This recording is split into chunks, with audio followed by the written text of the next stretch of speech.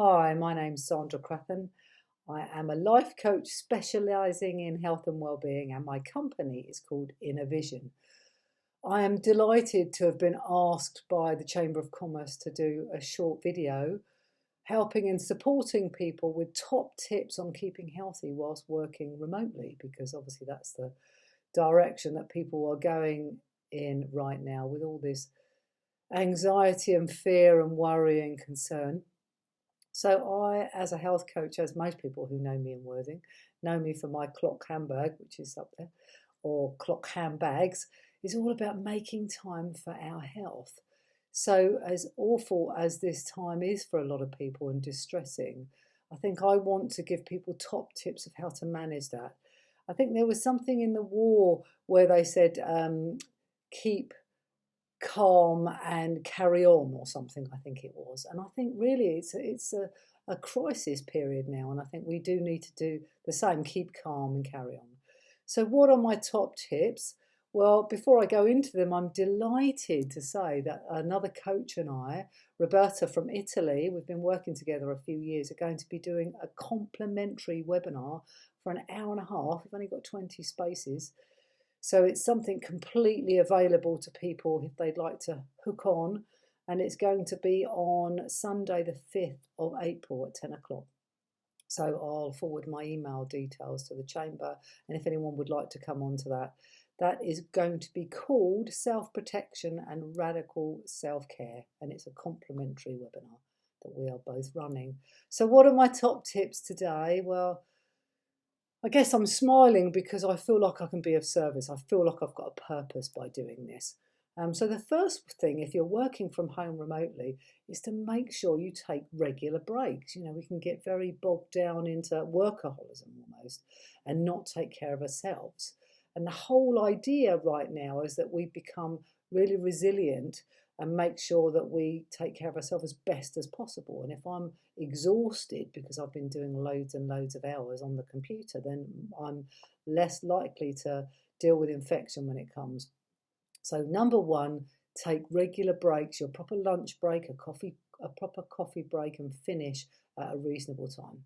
Number two, drink plenty of water. I know people think this is boring, but when we're hydrated, we concentrate and we're more calm. There's evidence to prove that. So I've got this beautiful bottle that one of my sons got me, and I have it with me regularly all the time to remind me. Number three, keep focused on the present moment. Right now is all you have. You know, yesterday's gone. None of us know what tomorrow or even later on today will hold. So keep present in the moment. That helps with a lot of anxiety and stress. Number four, slow down.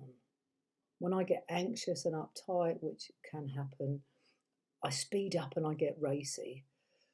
You know, just focus on your breathing when you're working. Just allow yourself a few minutes just to stop and slow your breathing down. That really does help to keep you mentally well as calm your physical body down. Number five, do some regular exercise. I mean, I was cycling. I'm still cycling out at the moment. But I was going to a gym and doing yoga regularly. Well, the gym stopped. So I'm now going to do some yoga on my, get some YouTube videos or something. So anything, just where you move your body. We need movement. That helps reduce anxiety when we move and de-stress. So it might be running up and down your garden. It might be doing something online. You know, might have your own practice. Find something that works for you that will help you with de-stressing. So number six, feel your feelings. You know, I mean, it's a sad time. Some people feeling a loss, a grief, anxiety. It's no good. They say that what you bury in the back garden has a habit of coming up on the front lawn. So don't do that to yourself. Yesterday, my mum's been isolated in a nursing home, and they said, "Oh, come to the window and talk to her from a distance with some flowers." I burst into tears because I haven't seen her for weeks, and I was really upset. And then I thought, okay, Sandra, I'm really upset about this. Feel it. Allow myself to feel that, whether it be anger or resentment or frustration. Just let that come up. Secondly, I think part of that, which is top tip number 7, is talk to other people. talk to people about how you're feeling. That also helps as well. Number 8 is keep your food simple and clean. Try and avoid processed food.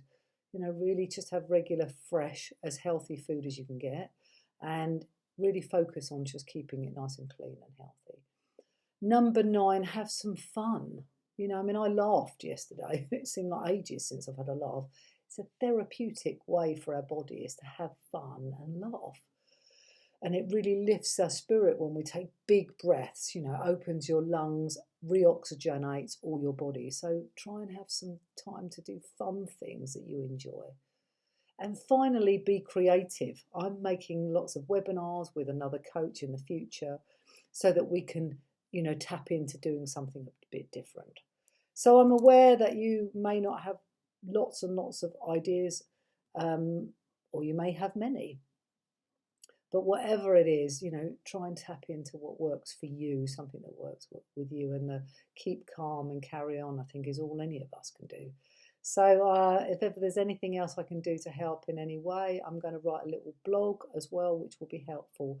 But remember, we're doing a complimentary webinar on the 6th of April at 10 o'clock called Self-Protection and Radical Self-Care. So hopefully that will equip you with coaching tools to help you in times of crisis, which is what it is now.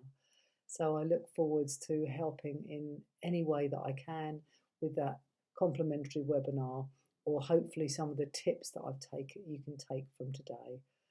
So stay safe, look after yourself, and remember, radical self-care is really what it's all about right now.